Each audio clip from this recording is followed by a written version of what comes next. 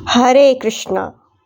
आज मैं आपको वृंदावन की ऐसी गुप्त स्थान पे ले आई हूँ।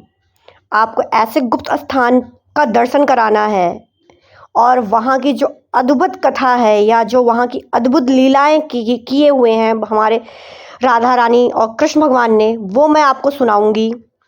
चलिए, ये एक ऐसा गुप्त स्थान है जो वृंदावन से करीब 8-10 किलोमीटर दूर मार्ग रोड पे भांडिर वन के नाम से जाना जाता है। ये तो बहुत कम लोगों को पता होगा कि यहाँ पे कोई भांडिर वन नामक कोई जगह भी है। तो यहाँ पे जो लोग कहते हैं कि राधा कृष्ण की कभी शादी नहीं हुई, उनकी शादी रुक्मिणी जी से हुई है, राधा रानी से नहीं। तो ये भांडिर वन उसी चीज़ का साक्ष्य है कि राधा कृष्ण की शादी स्वयं ब्रह्मा जी ने अपने हाथों से संपन्न कराई थी, जो कि भांडिर वन में हुई थी। आइए हम धर्मेंद्र पंडित जी से जानते हैं कि इस अद्भुत भांडिर वन की क्या कथा और क्या लीला है। क्योंकि भांडिर वन में उनका मानना है, पुराणों में कहा गया है कि भांडिर वन में वही व्यक्ति आ सकता है जिन पर युगल जोड़ी राधा कृष्ण दोनों की ही अपार कृपा होती है। क्योंकि वही व्यक्ति भांडिर वन में प्रवेश कर सकता है जिन्होंने उनकी शादी के समय किसी न किसी रूप में जीव जंतु पक्षी पत्ते पेड़ पौधे फूल किसी न किसी रूप में वहाँ पे अगर मौजूद रहे हैं तो वही भांडिर वन के दर्शन करने आ सकते हैं। अर्थात यहाँ उनकी मर्जी के अलावा और कोई भी व्यक्ति भांडिर वन नहीं आ सकता। इसीलिए कि क्या कहते हैं, बहुत कम लोग जानते हैं कि राधा कृष्ण की शादी हुई है। इसका एकमात्र साक्ष्य केवल भांडिर वन ही है, जहाँ पर राधा कृष्ण की शादी स्वयं ब्रह्मा जी ने कराई थी। आइए हम इसकी कथा स्वयं वहाँ के बिहारी जी के मंदिर, भांडिर वन के बिहारी जी के मंदिर के पुजारी धर्मेंद्र पंडित जी से जानते हैं। और इनका कॉन्टैक्ट नंबर मैं डिस्क्रिप्शन में मेंशन कर दूंगी। जिसे भी अगर सेवा करनी है तो वो इनसे सीधा कांटेक्ट कर सकता है।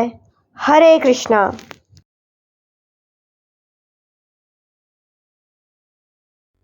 जय जय श्री राधे। जिस स्थान पर आप विराजमान हो ये भांडिर वन है।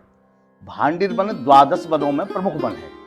आप यहाँ भगवान के विग्रह का दर्शन कीजिए तो भगवान का हाथ जो है वो इस तरीके से राधा रानी के सिर के ऊपर बना हुआ है।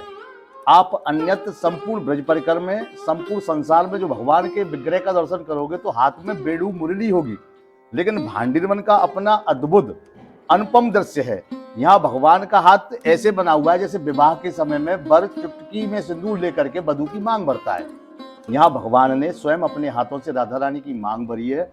वेदज्ञ पितामह ब्रह्मा जी ने यहाँ राधा रानी के साथ में भगवान का विवाह संपन्न कराया है। पाणी ग्रहण संस्कार भगवान का भांडिर वन में ही हुआ है। ये शास्त्रों में है, पुराणों में है।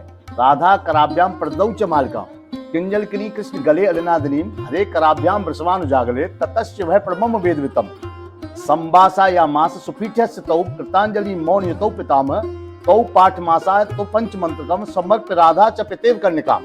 अर्थात यहाँ केसर युक्त माला को, जिसमें भ्रमर गंजार कर रहे हैं, वेदज्ञ ब्रह्मा जी ने राधा रानी के कर कमलों से भगवान श्री हरि के कंठ में धारण करवाई। ऐसे ही कृष्ण कन्हई ने राधा रानी को माल्यार्पण किया। इस अभिनव जोड़े ने अग्निदेव को प्रणाम किया। मुख समस्त देवतानाम खंडबो ध्यानम दाहकम पूजितम सर्व यज्ञेषु अग्निमा वायाम में हम ऐसा भाव लेकर के अग्निदेव को प्रणाम किया। ये अभिनव जोड़ा मौन रहा। पितामह ने इसको सर्वोच्च स्वर्णमयी सिंहासन पर विराजमान किया। पंच मंत्र का पाठ और सप्तपदी का वचन भगवान का भांडिर वन में हुआ। जैसे पिता सुयोग्य वर के हाथ में पुत्री को दान देता है, वैसे ही वेदज्ञ ब्रह्मा जी ने राधा रानी को भगवान कृष्ण कन्हई को यहाँ समर्पित किया है। जब भगवान के विवाह की लीला भांडिर वन में चल रही तो नारद मुनि एक झाड़ की ओर से आनंद ले रहे, लेकिन आ नहीं रहे। अब चूंकि ब्रह्मा जी चतुष्मुखी हैं, उनके एक मुंह का दिशा नारद मुनि के ऊपर पड़ गया। तो नारद मुनि से कहा, बाबा आप आइए और भगवान के विवाह के साक्षी बनिए। नारद मुनि आते हैं, राधा रानी का कन्यादान लेते हैं और राधा रानी के भाई का कार्य करते हैं। तो शास्त्र पुराणोचित भांडिर वन में भगवान के विवाह की लीला संपन्न होती है। दूसरी लीला बच्छासुर दैत्य प्रायश्चित लीला। कंस का चचेरा भाई बच्छासुर दैत्य गाय के बछड़े का रूप धारण करके भगवान जब गाय चरा रहे तो गायों में मिल गया। भगवान की गायों को, बछड़ों को और ग्वालों को मारने लगा। भगवान ने पहचाना, उद्धार कर दिया। तो उनके साथ में जो ब्रजवासी गोप ग्वाले हैं, कान्हा से कहने लगे, कन्हैया जी आप गौहत्या के दोषी हो गए। भगवान बोले, अरे मैंने असुर का उद्धार किया। लेकिन गोप ग्वाल मानने को तैयार नहीं है। भगवान को नाना प्रकार का तर्क देने लगे। कन्हैया आप विभिन्न धार्मिक स्थलों में जाओ, स्नान करके आओ, इससे आपका गौहत्या का दोष पाप प्रायश्चित होगा। भगवान बोले, मैं सारे देवता गणों को भांडरी वन में ही बुला देता हूँ। भगवान ने कट प्रदेश से वेणु निकाली और माता भूमि को स्पर्श किया, सुंदर कूप बन गया। भगवान उसमें विराजमान हो गए। सारे देवता गणों को प्रभु ने आह्वान्वित किया। सारे देवतागण सुंदर कलशों में जल लेकर के अपने अपने स्वरूप में आकर के भगवान को स्नान कराते हैं। इससे उनका गौहत्या का दोष पाप प्रायश्चित होता है। तत्पश्चात गोपी ग्वाल ब्रजवासियों को भगवान भंडारा देते हैं। भंडारे से ये प्लेस भांडीर वन हो जाता है। भगवान कृष्ण के स्नानोपरांत जो जल गया, उससे यहाँ के ब्रजवासी गोपी ग्वाल उन्होंने स्नान किया। तो बेड़ूकूप के बाजू में 2 छोटे हौद कुंड बने।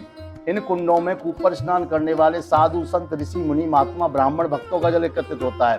जो माता बहनें निसंतान हैं या जिन पर केवल पुत्री रत्न है, स्नान उपरांत पुत्र फल की प्राप्ति होती है। जब कभी भी सोमवार का अमावस्या होता है, इसे सोमवती अमावस्या कहते हैं, उस दिन बेड़ूकूप का जल प्राकृतिक रूप से श्वेत वर्ण हो जाता है। आज आप दर्शन करोगे तो श्याम वर्ण है, लेकिन सोमवती अमावस्या वाले दिन इसमें एक दूध की धारा आती है। आगामी तिथि सोमवती अमावस्या की 8 अप्रैल 2024 चैत्र अमावस्या है।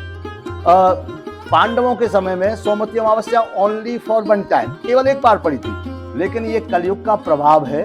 बद्ध जीवों के लिए तो वर्ष में 2 या 2 वर्ष में 1 तो पड़ी जाती है। जय जय श्री राधे। चारों युगों में इस बेड़ूकूप का वर्णन है। इसके अलावा प्लम्बासुर उद्धार लीला, दावाग्निपान लीला, दुर्वासा मुनि विग्रह लीला, भोजन कौतुक क्रीड़ा लीला, ब्रजांगनाओं के साथ भगवान की मल्ल क्रीड़ा लीला, ब्रह्मा जी द्वारा गोप गौओं के अंतर ध्यान लीला, सुदामा के रूप में भगवान की शंखचूर्ण और देवी वृंदा स्वरूप में शोकहरण लीला, अनेकानेक लीलाएं भांडीर वन की हैं। भांडीर बने 12 बने श्रेष्ठ बने। ये भगवान का 12 उपवनों में शिरोमणि उपवन है। शिरोमणि इसलिए है कि ये भगवान का विवाह का स्थल है।